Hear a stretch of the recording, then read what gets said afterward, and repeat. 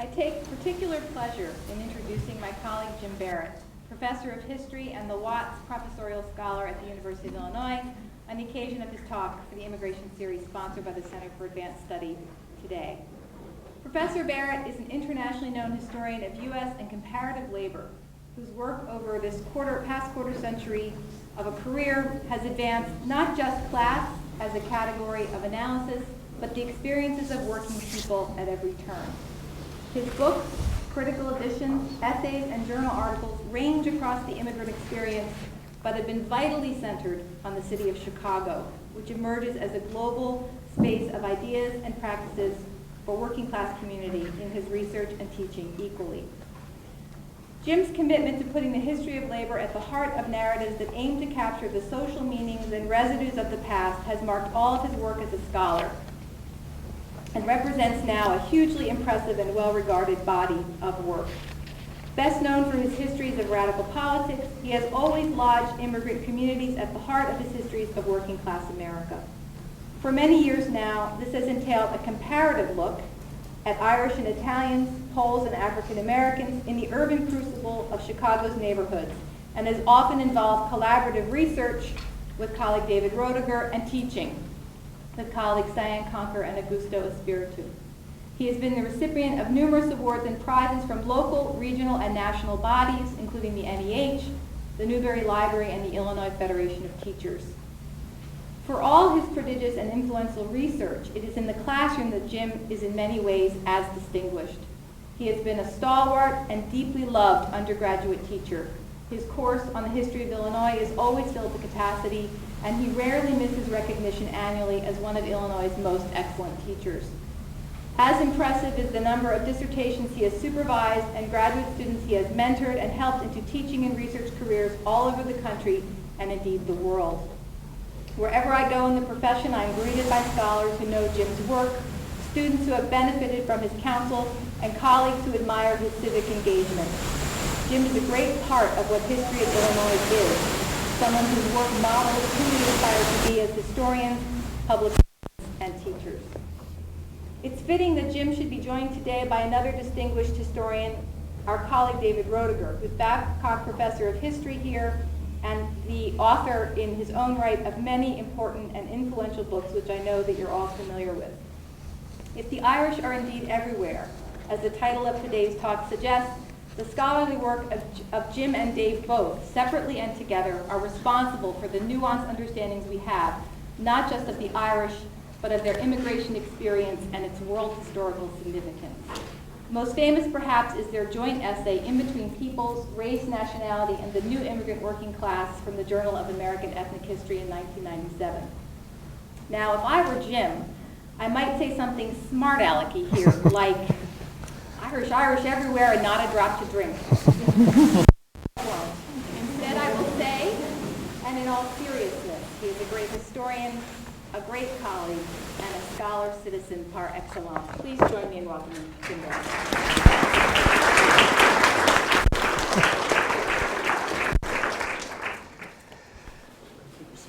Okay. I think this microphone is on okay? Okay. I'm just going to do a few very quick thank yous. The first one is to Antoinette for the very nice, if slightly embarrassing introduction. And I wanted to thank Gail, who spoke a minute ago. It was really Gail's idea to launch this initiative, and she was kind enough to invite me to join her on it.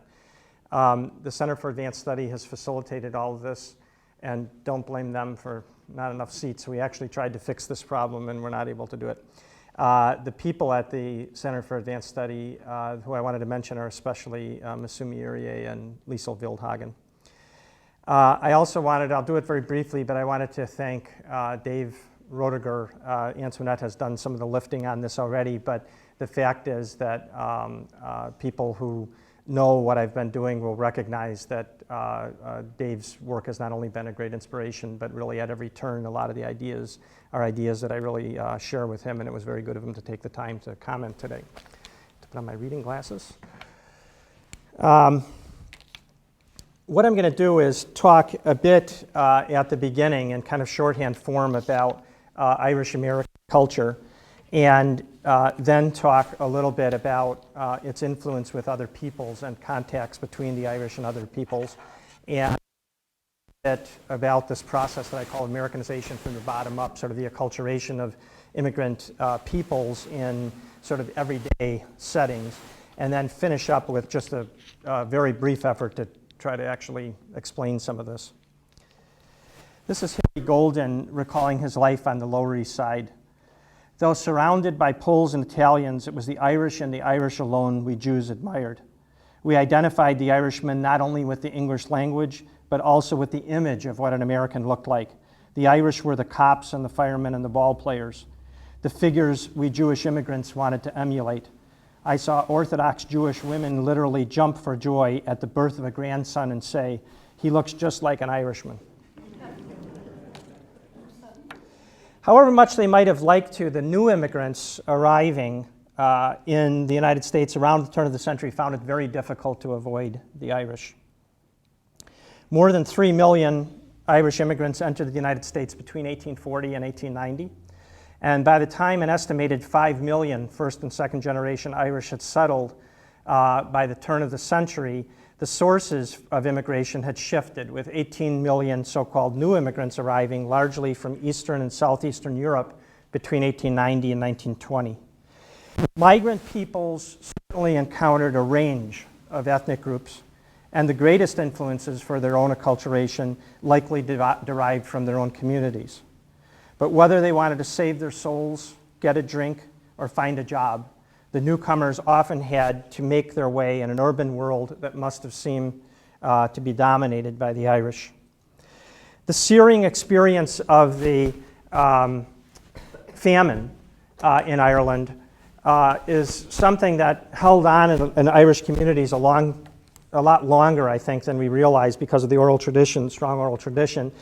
And I think it's in part that experience of the famine that shaped a culture that mixed aggressiveness and defensiveness, a strong sense of grievance and sensitivity to any slight, with a strong ambition to make a place for the Irish in the New World. Their reception in the American city also helps to explain this defensive quality of Irish American culture. They were excluded from much of the city's public life, jobs, their neighborhoods and churches attacked. Mid-19th century commentators began referring to what they called a Celtic mind and something they termed Irishism. That is, quote, an alleged condition of degradation and depravity habitual to immigrants and maybe even their children. Arriving with few skills and resources, the Irish competed for low jobs with African Americans throughout the mid-19th century, often organizing to drive blacks from these jobs. Early confrontations and later ones with African American strikebreakers enhanced the racism of Irish Americans and their persistence in pursuing an identity as white workers. Their strategies seemed to leave them in all the important locations by the time the newcomers were arriving. Coming with facility in English and a strong parish-based network of organizations and political connections, the Irish turned their cultural proclivities to their distinct advantage in unions, the Democratic Party, and the Catholic Church. In a single generation, the Irish went from the most rural people in Western Europe to the most urbanized in North America, 90% living in cities by 1920. Long after arriving, most remained scattered throughout the city. I'm going to put an image up here. I could do a similar one for Chicago. This one's for Manhattan Island. And it shows the distribution of, it does it by, in this case, by parishes. Shows the distribution of the Irish across the island from Washington Heights down to the Battery. The 1880 census estimated that nearly 2 million people of Irish heritage lived in the city's boroughs. And yet only 2 of Manhattan's wards, Tribeca and the Battery, had small Irish majorities. Elsewhere in New York and in other cities, the Irish lived amidst a welter of other ethnic groups. The newcomers encountering Irish policemen, Irish politicians, Irish bureaucrats, Irish saloon keepers, Irish contractors, and Irish teachers could be excused for thinking that Irish equaled American.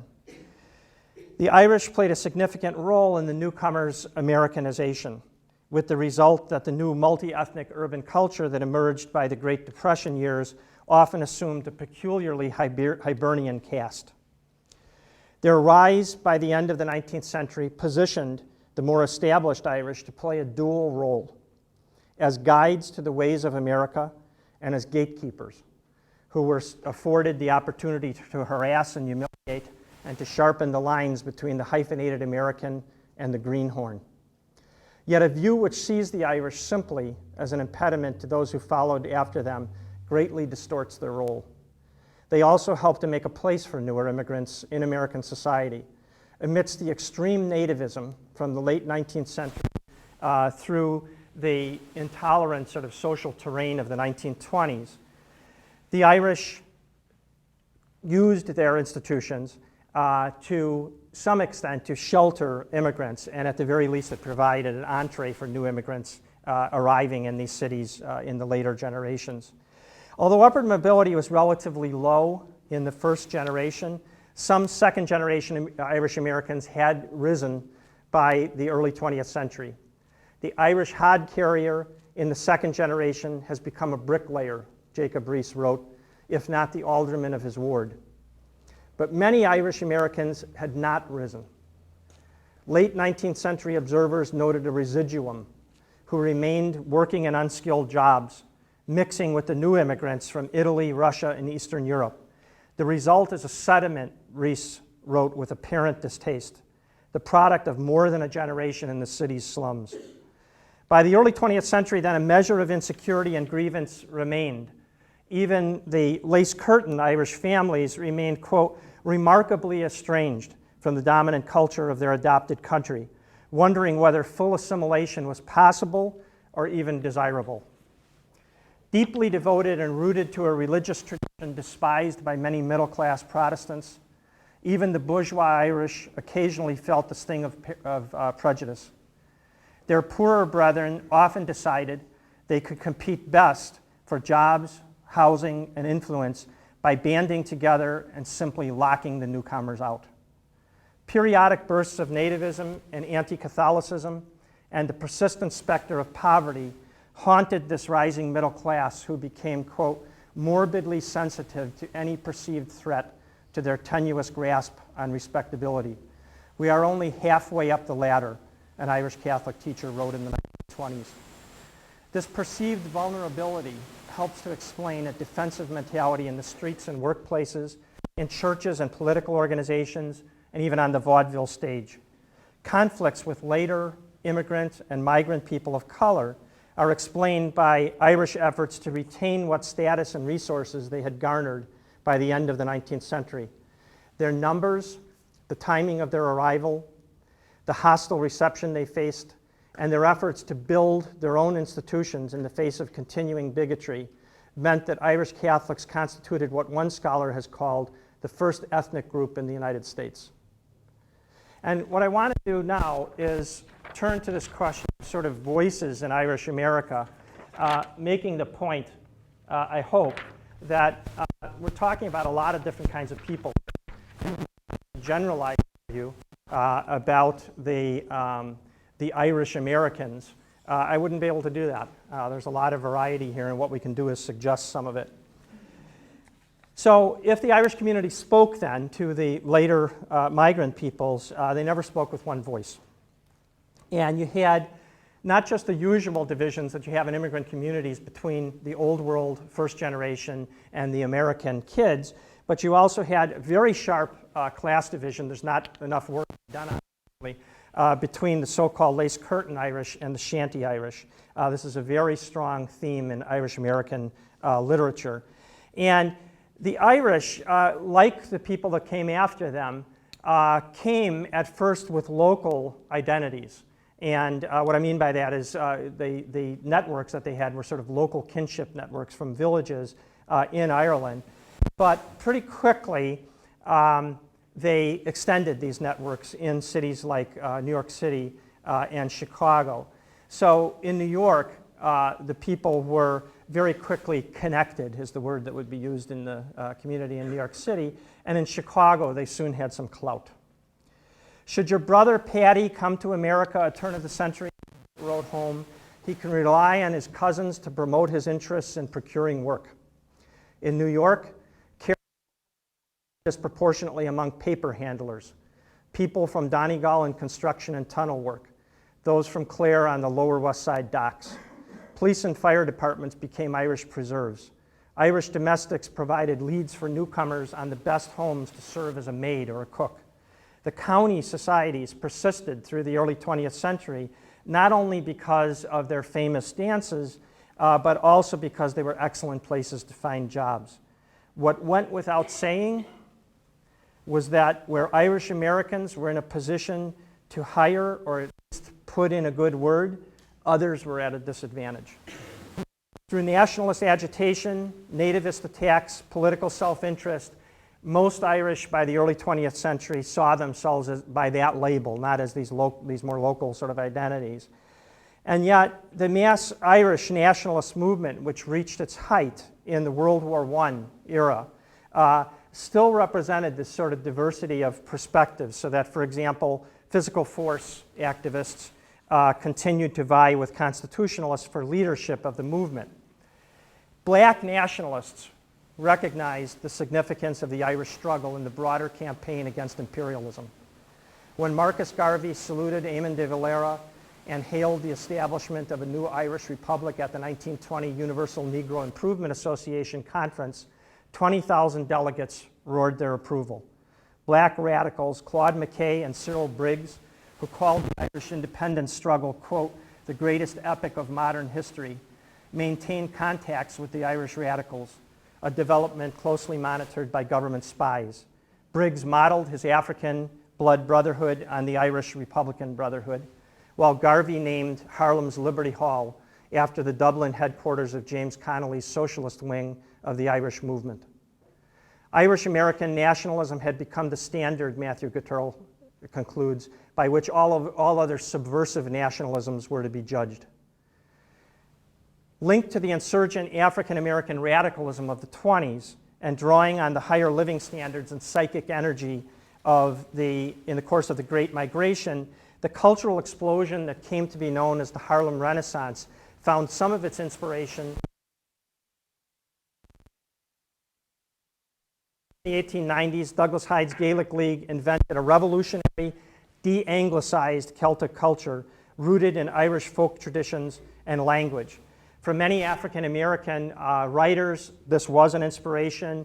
There's pretty good evidence that there were contacts between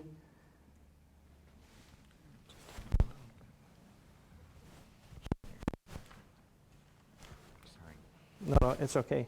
But it's very hard to believe that with my voice, people would not be able to hear me with this. There's never any complaints that I'm speaking too softly.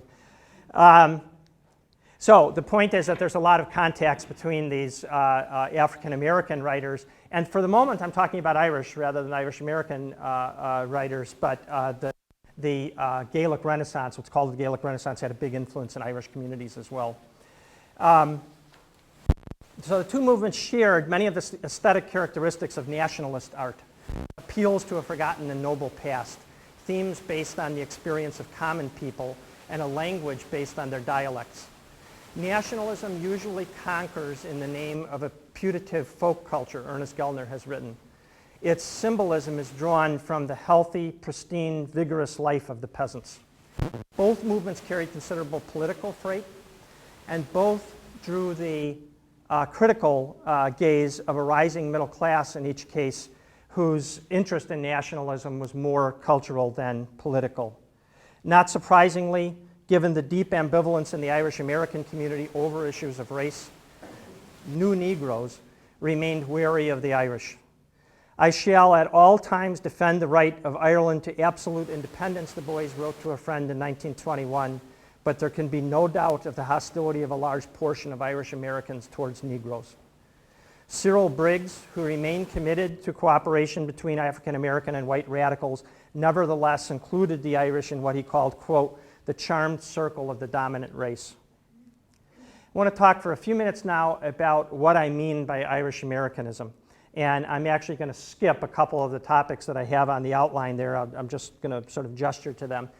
But Again, and what I'm quite sure is the right spot, and one that's not talked about a lot of times in our sort of secular culture, and that is a very peculiarly intense and institutional form of Irish Catholicism.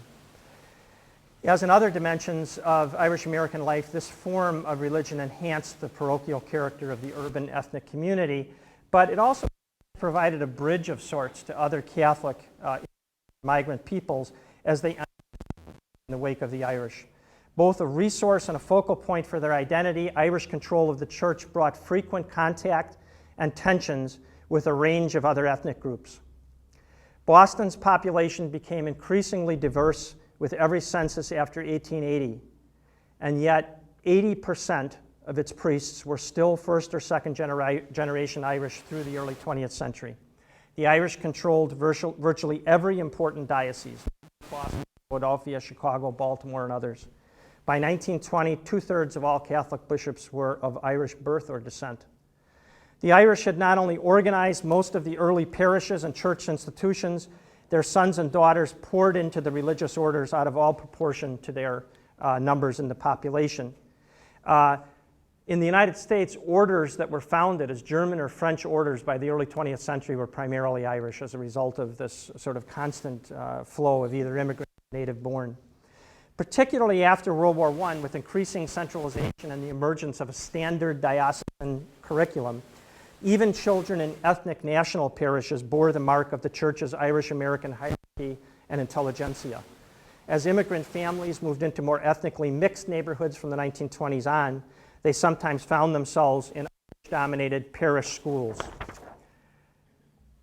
that conferred what they called an implicit Irish mentality. In this sense, incidentally, Irish-American nuns played a sort of neglected role in this process of Irish Americanization. This is not private property. This is a city street in Chicago, out in front of the name Parish, which is where my family started out on the west side of Chicago. And you can see that the Irish had these ways of sort of marking the streets. There's actually a ritual, it's out of fashion now, but there was a ritual in Catholic society that was called walking the boundaries of the parish, and the priest would actually get out there with a cross, and there'd be a sort of long procession of people. So when I talk about the territorial character of Irish Catholicism and its impact in the city, I think this was a very real thing, and it was a very important part of the culture of these people. And the spatial and spiritual and social character of the Catholic parish formed the center of these Irish American communities. As they went about the city, these young people from other ethnic and racial groups acquired kind of imaginary maps that they carried around in their heads. This is partly from personal experience I'm speaking, but I mean there's pretty good evidence that this is the way young people thought about the city, as kind of sort of clearly demarcated kind of zones. Among the Irish, University of Chicago sociologist wrote, "Fighting has been described as a sort of national habit. A vehicle for conflict with other racial and ethnic groups, the gang also became a model and a vehicle for the elimination of rivals in the city. Far more than we realize," an author wrote in 1912, "the boys' gang out the public school, the great problem of assimilating the diverse races of the United States." The problem, of course, was that acculturation and these notions of territorial white racism, anti-Semitism, other forms of prejudice. On the streets of American cities, then, this too was Americanization. But if the Irish dominated the church and gave it much of its territorial quality, they also passed on a progressive tradition. I won't go into detail here, but I'd be glad to talk about it afterwards.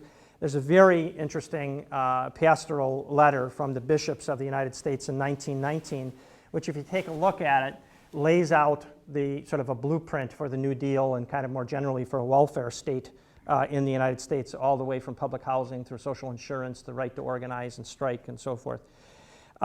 What's very interesting about this, and I think if I've got a theme here, it's this kind of two sides of Irish American culture, is that the same bishop's letter contained the most restrictive language up to that point with regard to birth control and sexuality. So these are sort of two different dimensions. If you want to know what the Irish American bishops are passing on to the later people, this is part of it. Recall that their main target, though, Margaret Sanger, was clearly really steeped in Irish American culture. She's from an Irish working class family. And there were more radical Irish that sort of remained within the church. There's many of the members of the Communist Party in Ireland, for example, remained Catholics. Exactly how you do that, I'm not sure, but that's the way it worked there.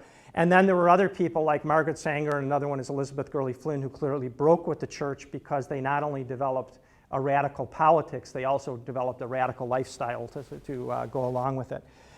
I'm going to just sort of pass over the whole problem of the urban machine. But there's not too many things I like to talk about more than that, so I would be glad to come back to that.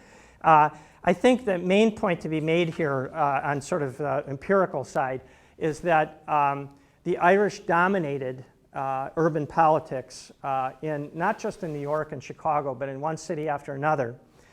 And they dominated this politics after they had become a small minority. In other words, what I'm saying is that the strongest machines developed in the wake of this massive in-migration of European peoples, and then later African Americans and Mexican Americans. And therein lies another one of these stories about the Irish doing a certain amount of sort of what I'll call in a minute bridging and integrating, as well as excluding from patronage jobs, from slates and so forth. And the lesson here, if there is one, in terms of urban politics is where the Irish accommodated, where they integrated younger politicians from other ethnic and racial groups, and this is clearly what they did in Chicago over a period of time. They didn't have much choice. They were a much smaller minority and there was a much more diverse population. Where they did that, and there are other cities that they did it, they persisted. The machine actually did not go away. It persisted quite a while, I would say, certainly through the Depression years, and of course in Chicago, some would say down to the present day. And where they didn't, and Tammany Hall is a good case where the Irish tried to hold on and would not slate newcomers and would not share patronage jobs, they perished. Once the newer immigrant groups became better organized politically and became a little bit more aggressive, machines like Tammany Hall could no longer exist. I want to talk for just a couple of minutes about the class side of this. Antoinette is, for good or ill, is not wrong about my argument about social class in American history. I think that very often we really don't pay enough attention to this, and I think it's a very important issue. I think in the case of the Irish, it's a little bit misunderstood, and one of the reasons is that they loom very large in the labor movement. So, for example, I think the figure for Boston, this is in the early years of the 20th century, maybe as late as 1920, was that about 90% of the elected union positions were controlled by the Irish. Even at the sort of national level for the American Federation of Labor, which is in a lot of different ways their organization. They really put their mark on the American Federation of Labor, and they control, I would say, at least 55% of the national presidencies. The only group that's very close is Russian and East European Jews, particularly in the garment industry, but also in some other industries. So what we get there, in other words, what's the lesson there and what's the interaction with the new immigrant workers? These people are primarily business unionists. Their model is to organize skilled workers, experienced workers, male workers kind of by definition. Very little effort on the part of most of these people to organize the new immigrants when they come in. A lot of nativism. There's a wonderful quote here from an Irish organizer in New York City, actually the head AFL organizer in New York City. They asked him about, maybe it'd be a good idea to sort of translate these leaflets that you're passing out into some of these other languages, and his reaction was, let them learn English. So you have this very closed quality to a lot of these business union organizations that they organize. The problem is that there's another tradition, and it's not one or two people. It's a fairly substantial sort of tradition, which is a much more progressive labor tradition. And I just want to introduce you to two characters that sort of fit in under this rubric. The first one is someone who one of our graduate students, a PhD student that Dave and I share, has introduced people to. And this is Leonora O'Reilly. Her dates are up here, 1870 to 1927. And for a new generation of Irish American women organizers, she seemed to fuse a lot of the influences that were kind of characteristic among this group. Nora went to work in a shirt factory at the age of 11. Like her contemporary Elizabeth Gurley Flynn, she emerged as a spellbinding soapbox orator. This is first on the streets of Harlem and then later in Lower East Side and other places. She joined the Knights of Labor as a teenager. She became the first organizer for the United Garment Workers Union. She helped to launch the Women's Trade Union League in 1903, and she later worked closely with immigrant Jewish activists in the great garment worker strike of 1909. O'Reilly helped to bring New York's Women's Trade Union League out of the tea room and into the streets and factories of New York. But her experiences underscore the class that lay at the heart of the League's class coalition. And we're talking about contacts between Irish Americans and other groups. In this case now I'm talking about contacts between working class Irish women on the one hand and middle class, largely Protestant reformers on the other hand.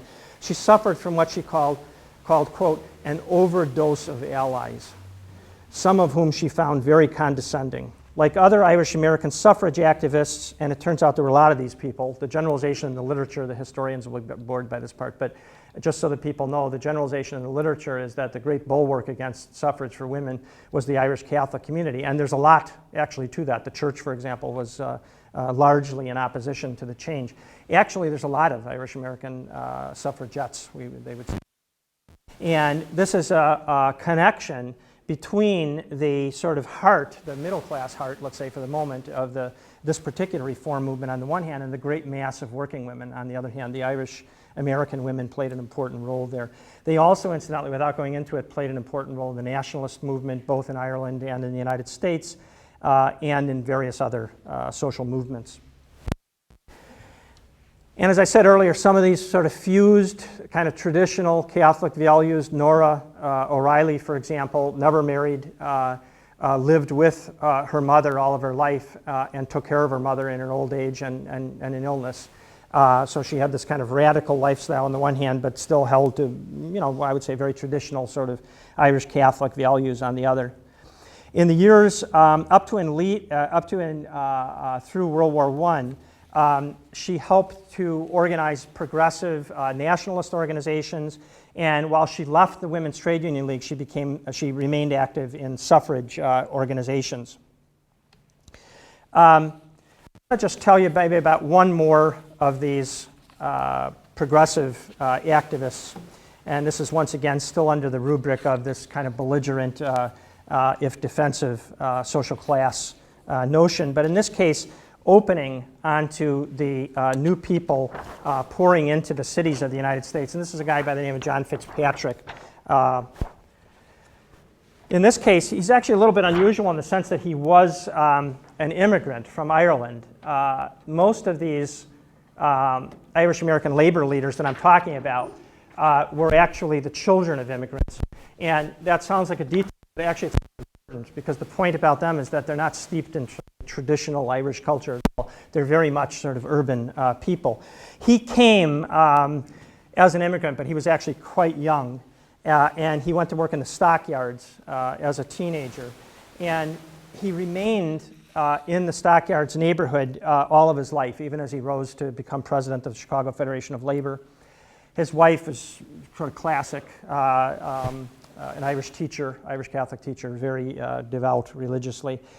Fitzpatrick broke a lot of the sort of stereotypes that you might have about the working class Irish. He was a very staunch teetotaler, which was a big problem because a lot of the union meetings in cities like New York and Chicago and other places were actually held in saloons, but he would not enter the saloon. If you wanted him to come to a meeting, you had to have it outside the saloon. What's important about Fitzpatrick for our purposes is that he opened the labor movement to the new migrant peoples and this, not too surprisingly, I think a lot of us would say, resulted in a sort of resounding success in the short run, both in the meatpacking industry in Chicago, in the steel industry, and other places in the country. The new immigrants came pouring in, and Fitzpatrick also developed an excellent reputation for working with black workers. It's hard to tell in retrospect how much of this was idealism. He certainly was a very idealistic, very staunch Irish nationalist, incidentally, and how much of it was practical. Beyond a certain point in cities like Chicago or in steel mill towns, you're either going to have a racially integrated labor movement or you're not going to have a labor movement. And so in some sense, it might have been practical sort of considerations for trade union organization that move him in this direction. The Irish stronghold, Manhattan's West Side, where Irish dockers had first driven blacks off the piers in the mid-19th century and then fought a series of ferocious battles against Italians and other outsiders. Radical nationalism expanded the Irish-American perspective, raising the promise, if briefly, of a link to these and other groups and to a broader transnational notion of what we mean by labor. In August 1920, Irish longshoremen launched what some people consider the early political strike in the history of the United States, demanding the release of Sinn Féin leader and Cork Lord Mayor Terence MacSwiney from a London prison. Italian longshoremen and British coal handlers joined the strike. Newly enfranchised Irish-American women spread the strike with the help of other immigrant women to Brooklyn, Hoboken, Boston, and other ports. When employers brought in black strikebreakers, the women issued signs proclaiming the emancipation of the Irish is the emancipation of all mankind. And, quote, Ireland for the Irish, Africa for the Africans. Black workers walked off the ship and fell in line with what had become a remarkably diverse line of march. A group of Irish workers and nationalist leaders went up to Harlem during the strike to negotiate an arrangement with Marcus Garvey's group, promising to allow blacks to work on Chelsea's, quote, Irish piers. Garvey sent a representative down to the Chelsea docks to appeal to black longshoremen to support the strike. Most Irish dockers reverted to what one calls an older and more familiar pattern of localism following the strike's collapse. But in fact, Pier 60, the most Irish on Manhattan's waterfront, continued to accept some black from that point on. Thus, for a moment, this historian concludes, two parallel nationalisms had converged to create genuine bonds of sympathy and a tangible redistribution of resources among working men who had long regarded each other with suspicion and hatred. I want to give you just a feel for what I'm calling Americanization from the bottom up looked like. And this is sort of at the local level now. This is in the slaughterhouses and packing houses in Chicago, where the Irish represented, this is a little bit after the century, they represented probably about 20% or so of the labor force, and they represented closer to 60% of the, these are shop floor officials now. These are people literally elected by the men and women on the floor in their bloody apron. They're the people that are elected to represent them to management. And this example, in general, what happened there and in other places was that the process of unionization in this early period now descended sort of from the level of the more skilled, more experienced Irish and German workers to the level of the unskilled laborers who were mostly black and Eastern European, Poles and Lithuanians and so forth. And this very short quote, David knows one by heart, other people may not have heard, actually comes from women's local. This sort of Irish-led organizing, thoroughly organized women workers in the stockyards, and again was led by mostly Irish-American workers. And this is apropos of what's the Americanization from the bottom up. In other words, if you humor me for a moment and consider this as a process of acculturation, what are the values that are being passed on? And this is at a union meeting, a local meeting, run by an Irish-American, second-generation Irish-American woman. And there's a problem, there's a grievance on the floor. So she says, now what did you call each other? She called me a nigger. The other one says, she called me a Polak first. Both of you ought to be ashamed of yourselves. You're both to blame. But don't you know that this question in our ritual doesn't mean that kind of grievances, but grievances of a whole bunch of us. So it's a very short sort of statement and a huge lesson. What we're talking about is social class, social difference on the basis of race and nationality, and that they first must, in organization and in action, trump the second, otherwise we're not going to have a strong movement. So you could call that a kind of working class multiculturalism by today's standards. I want to just finish up a little bit by talking about Irish women who play a very big role in this book that I'm working on and won't be able to today, but I'd like to give you an idea of how they sort of figured into this process. They play particularly important roles as teaching and as nursing nuns, teachers, union organizers, suffrage activists, but they also played a role at a much more intimate level. Between 1899 and 1924, only the Irish, of the major ethnic groups coming to the United States, had a majority of women, 53.6%. The sort of comparable group would be Russian East European Jews, relatively high proportion of women, but very high among the Irish. Like other nationalities, Irish immigrant women tended to marry within their own ethnic group. But in the large Irish American third generation, second and especially third generation, at about the same time that the new immigration was peaking, outmarriage among Irish American women were actually New York's Irish Americans were far more likely to intermarry with recent immigrants than with a far spectrum of other groups, than was a far broader spectrum of other groups in the 56 nationalities that were studied. Intermarriage, even in small numbers, had high symbolic value. Memories of 19th century marriages of Irish women to African American and Chinese men likely enhanced their reputation for outmarriage and also for fears of racial amalgamation. At the everyday level, then, the phenomena meant that Irish American mothers brought their own cultures into these interethnic families. And I want to close with the closest of an explanation for this, why they seem to be so successful at this. What I hope I've got to this point is sort of the character of the culture a bit of Irish American culture, this very defensive sort of culture, and yet one with elements, particularly religion, but also to some extent among the idealist politics, other people. I think that at the heart of Irish influence in the American city was what today we would call social capital. The existence of a network of connections, Bourdieu writes, is not a natural given, or even a social given. It is the product of an endless effort. The history of Irish Americans' relations with other ethnic and radical groups is largely the story of their efforts to build and maintain these networks in the face of massive migration of other peoples to American cities.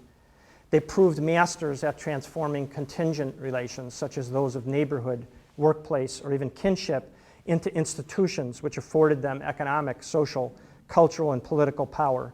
In the process, they shaped a world that later immigrants and migrants confronted, inhabited, and employed in the process of their own acculturation to urban industrial society. The short-term effects of this massive immigration was not to diminish, but rather to enhance Irish influence. The erection of strong parishes, unions, political organizations constituted what might be termed bonding capital. And this is one of many places where the ideas that I'm drawing are ideas that Dave and I have worked on together. So this is what underlay this strong defensive sort of mentality characterizing many Irish American communities well into works could have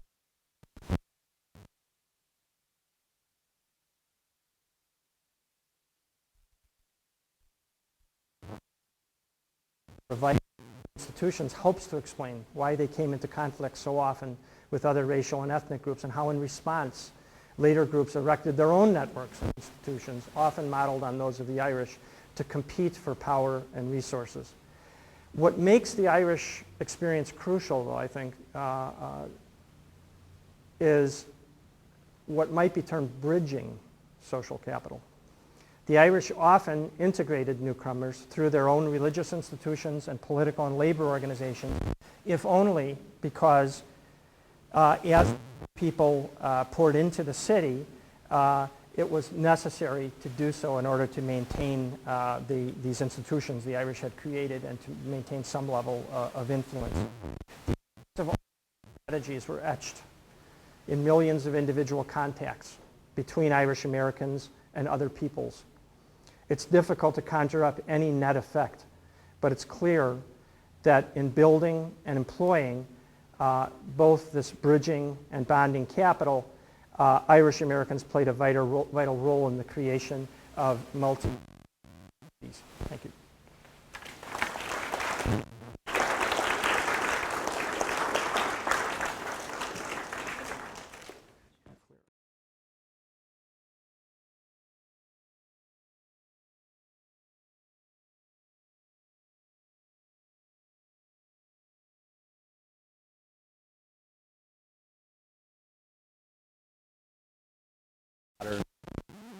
U.S. city.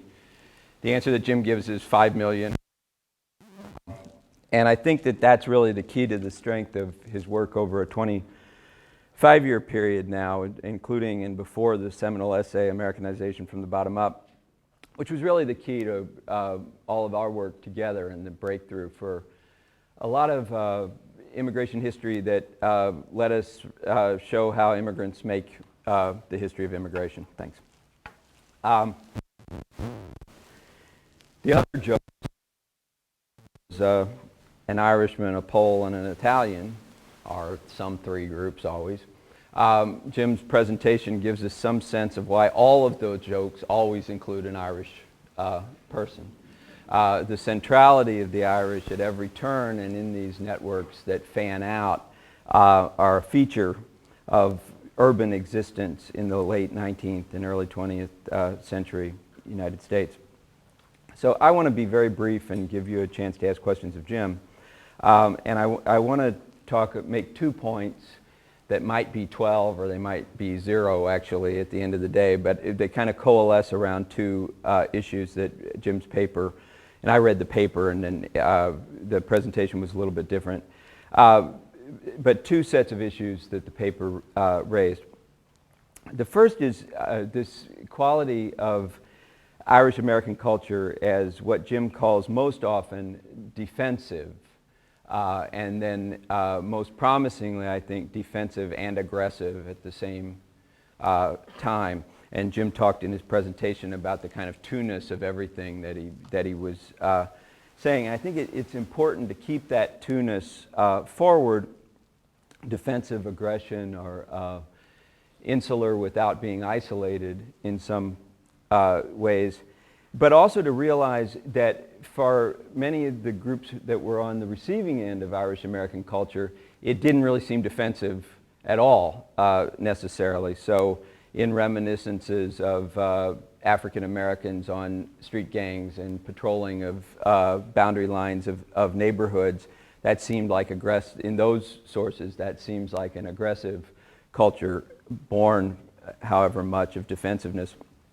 The history of policing and how black and new immigrant populations thought that they were being policed by Irish cops is another such issue. And on a more storied level, the reaction of Polish and other new immigrant kids to Irish American nuns, and sometimes Irish nuns, is something that at the point of contact really seemed like aggression, although we know it was laden with defensiveness as well. A recent monumental book by Dennis Lehane, I hesitate to say of all people, The Given Day, is set in 1919 and really tries to get at these issues in a textured way, and happens to explore over 800 pages the intersections of lives in Boston and to a certain extent in Tulsa of an Irish police family, an Italian anarchist family, and an African American family. And part of what I think Lehane's the given day represents is the centrality of gender to any kind of way that we would want to conceptualize the ways that Irish American culture was defensive and aggressive, and also the ways that aggression and defensiveness reached into Irish American families themselves, not only characterized their relations with other groups. And I think that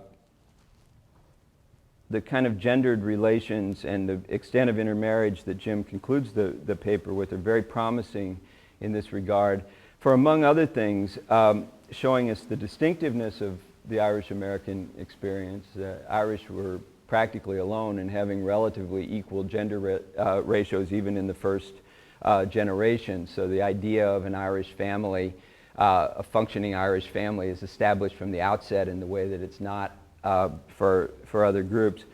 But also I think that the emphasis on intermarriage reminds us of this two-ness, because the literature on Irish/somebody else intermarriage, which was tremendous even in popular culture, there was an obsession with Irish-Jewish intermarriage in popular culture in the 1920s.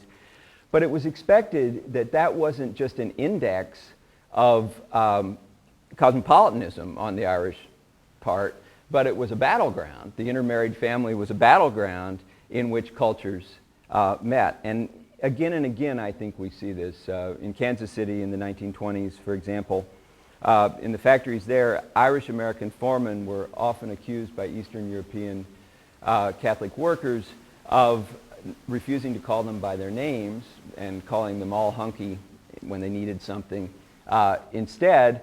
But at the same time, those jobs were open to those Eastern European workers through the agency of Irish American bosses working through church groups dominated by Irish Americans, and to a fairly considerable extent, by the end of the 1920s, families were intermarried across the Irish new immigrant line in Kansas City. So that's the first set of points. The second set of points is really my own riddle, and that is hearing this and reading this and thinking about what I've been thinking about lately. The riddle is, why Irish solidarity dramatic transnationally, and why is it for us to imagine Black Irish solidarity transnationally and hard to forge and even hard to imagine on the ground?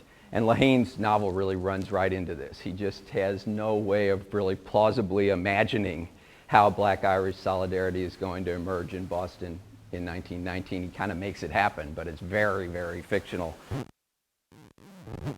About the commitment novel in a different way, The Crying Game, if we think about St. Clair Bourne's fabulous documentary, the late now St. Clair Bourne's fabulous documentary, The Green and the Black, about Irish African American connections around nationalism and Black power. But it's actually very easy artistically to imagine.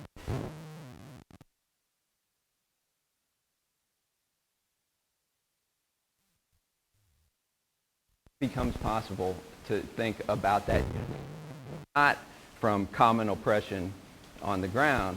I don't have this. I think that it's dangerous too hard on the job competition. Through most of the 19th century, there were so few African Americans in northern cities that other groups were always the main, in fact, other counties in Ireland were always the main competitors in the way that Irish people thought about the world for jobs. But a fabulous YouTube video that somebody sent me with the former Black Panther, who now calls himself an anarchist, walking around kind of aimlessly in Dublin at the anarchist fair, and he's saying, people treat me so well here, and I'm so happy here, and I always dreamed about coming here when I was in prison. And then he says, quote, but we haven't necessarily gotten on that well in the U.S. And so there's this question that I think emerges, and to conclude, I think maybe to go back and address that question, we need to think about the longer past of this. I'm thinking about Donnell O'Kelly's 2005